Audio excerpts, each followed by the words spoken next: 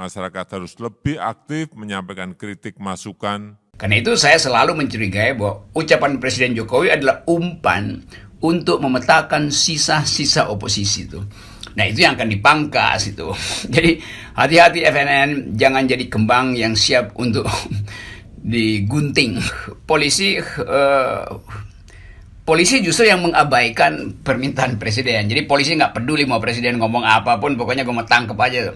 Jadi terlihat polisi sebagai aparat dan ada di bawah presiden, dia nggak baca headline presiden, yaitu silahkan kritik kami itu.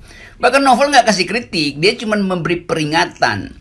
Karena masyarakat menduga ada hal yang kurang etis.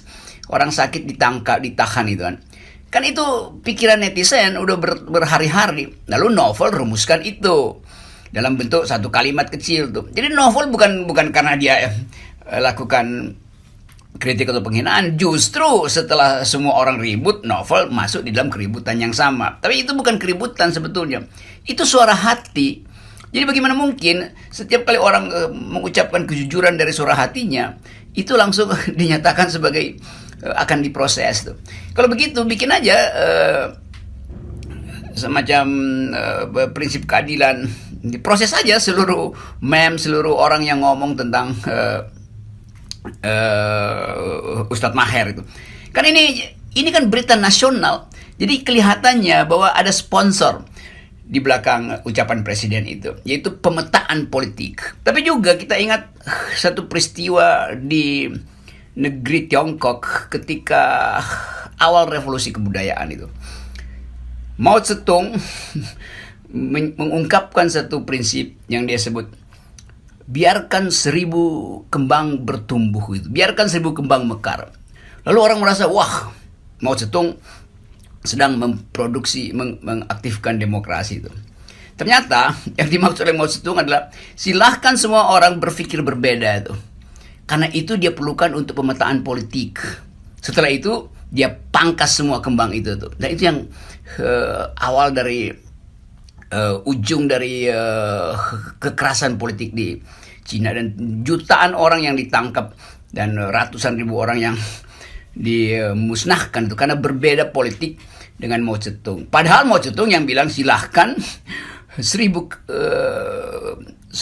kembang bertumbuh, silahkan 1000 kembang mekar tuh. Hal yang sama sekarang kita lihat hari ini tuh, silahkan kritik kami.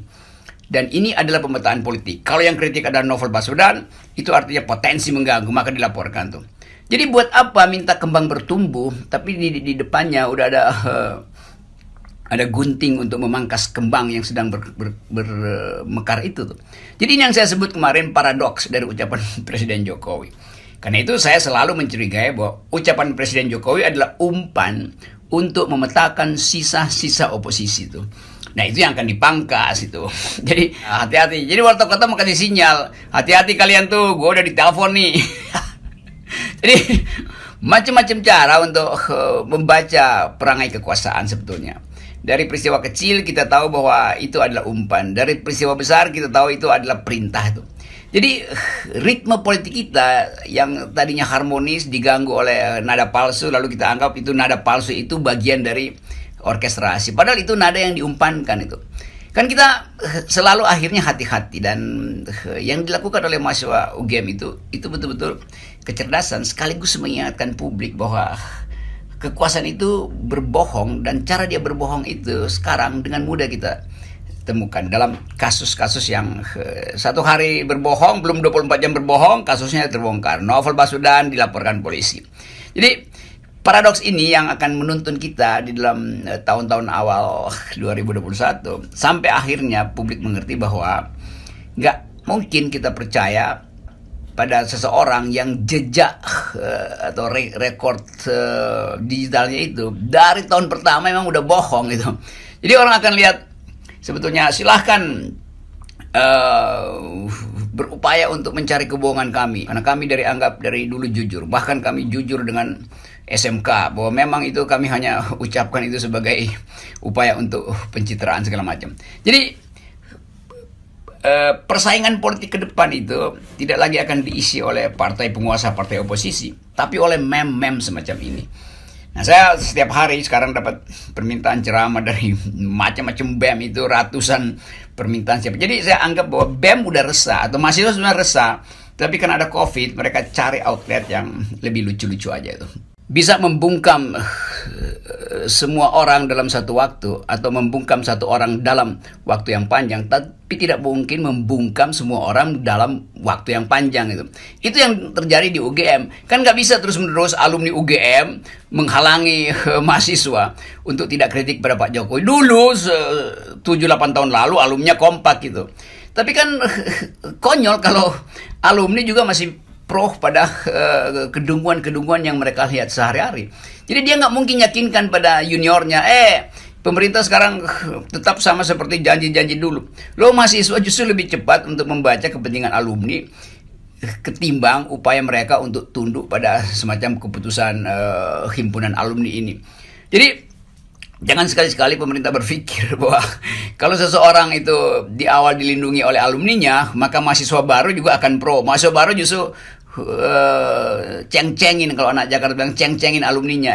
Lu udah alumni, udah tua, ngapain masih bela-bela kekuasaan, kan begitu. Begitu sebetulnya hasil rapat dari mahasiswa UGM. Kalau saya bayangkan hasil rapatnya begitu tuh. Ya, alarm palsu itu selalu dibuat ketika orang lagi tidur nyenyak tuh, buat dibangunkan tuh, seolah-olah negara akan runtuh. Padahal sebetulnya ini sebenarnya alarm palsu itu kita nggak tidur pun kita dengar alarm itu tuh, dari kebijakan yang bertentangan, dari isu tentang persaingan politik di istana. Nah, semua alarm palsu itu dengan mudah kita mengerti karena nggak ada lagi alarm yang betul-betul bisa kita percaya tuh. Jadi mahasiswa selalu mampu untuk membedakan mana alarm palsu, mana alarm yang betul-betul dihasilkan oleh keinginan untuk merawat demokrasi. Nah, alarm yang sungguh-sungguh itu datang dari kejujuran akademis. Nah, sebetulnya juga saya membaca pesan dari mahasiswa UGM adalah, hai profesor-profesor dungu, nih gue kasih tahu sama lu ya, bahwa ada award untuk si inkonsisten itu, si orang yang inkonsisten, termasuk kalian profesor pendukung beliau. Itu sebetulnya itu berarti akan ada award kedua lagi buat Pak Jokowi itu, award yang lebih gede itu, yang menganggap bahwa oke, kalau begitu kita kasih alarm yang membangunkan dia dari mimpi-mimpi tentang hak asasi manusia segala macam. Jadi saya sudah sampai pada kesimpulan bahwa temuan unik dari mahasiswa UGM itu adalah tanda bahwa lonceng sejarah sedang dibunyikan itu, dan itu adalah alarm yang akan membangunkan seluruh oposisi. Jadi sekali lagi selamat untuk kecerdikan, bukan kecerdasan, kecerdikan dari mahasiswa UGM, yaitu tempat Presiden Jokowi berasal. Gitu kira-kira.